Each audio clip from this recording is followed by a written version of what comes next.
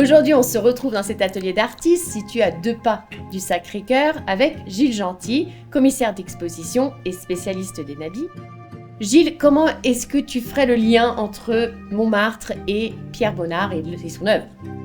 En fait, Bonnard s'installe très tôt à Montmartre. Il ne cesse de fréquenter Montmartre. Le Chat Noir, le Moulin Rouge, le divan japonais. Il rencontre ses copains, Toulouse-Lautrec, Anquetin, etc., etc.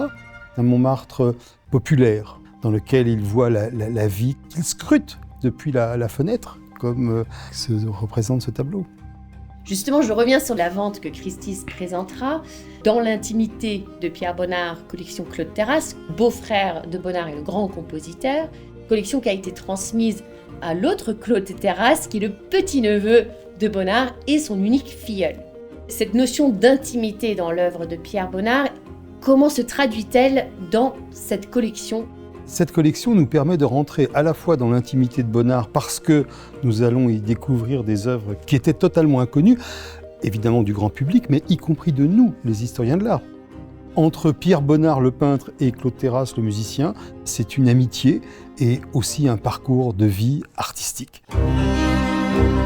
Il semblerait que ce qui définit aussi l'œuvre de Pierre Bonnard, c'est cette diversité, que ce soit une diversité dans les techniques qu'il utilise ou la diversité des sujets abordés. Comment est-ce que cela se traduit dans la collection Claude Terrasse ? Bonnard, c'est quelqu'un qui se cherche et c'est quelqu'un qui continuellement va essayer d'utiliser les techniques les plus diverses, y compris dans les supports d'ailleurs. Et pourquoi cette diversité de supports ? Tout simplement parce que chaque support implique un effet de matière différent qui, pour Bonnard, est extrêmement intéressant. Dans ce très très beau tableau, L'homme aux prises avec les chiens, eh bien, on voit le support bois et les veinures du bois qui deviennent un élément de la représentation. C'est quelqu'un qui travaille au crayon pour les dessins, quelqu'un qui travaille à l'aquarelle, à la gouache, quelqu'un qui travaille au pastel également, quelqu'un qui, dans ses peintures, va autant travailler sur toile que sur bois, qui travaille également sur carton. Et tout au long de ce parcours artistique, il va passer de sujets qui sont des sujets plutôt familiaux jusqu'à des sujets qui sont des sujets de société, lorsque par exemple il peint les cabarets, les cafés-concerts. La collection couvre finalement toute l'œuvre de Bonnard, puisqu'on a la chance de présenter un dessin de 1880, donc Bonnard n'a que 13 ans, et par exemple on vend le tableau Midi au jardin de 1946, peint un an juste avant sa mort.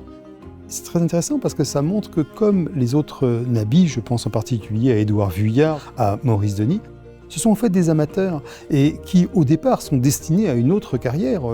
Édouard Vuillard peut-être rentrer à l'armée, Bonnard faire son droit, et qui ensuite, à un moment donné, vont décider de devenir peintre.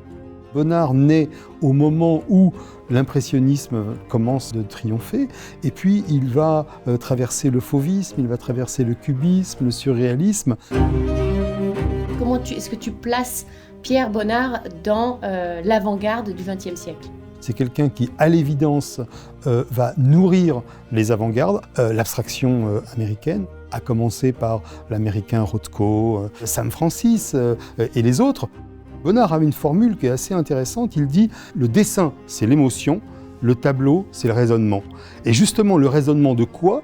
Du couple forme-couleur, ce qui va donner chez lui des tableaux qui sont absolument merveilleux parce qu'ils sont à la limite entre la figuration et l'abstraction.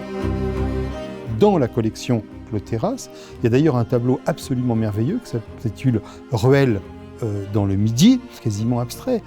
C'est ça qui est fascinant dans son œuvre. Bonnard disait « Je voudrais que ma peinture arrive jusqu'à l'an 2000 avec la légèreté du papillon ». Merci beaucoup Gilles, et on se retrouve alors le 14 avril chez Christie's Paris pour la vente de la collection Claude Terrasse. Avec un immense plaisir.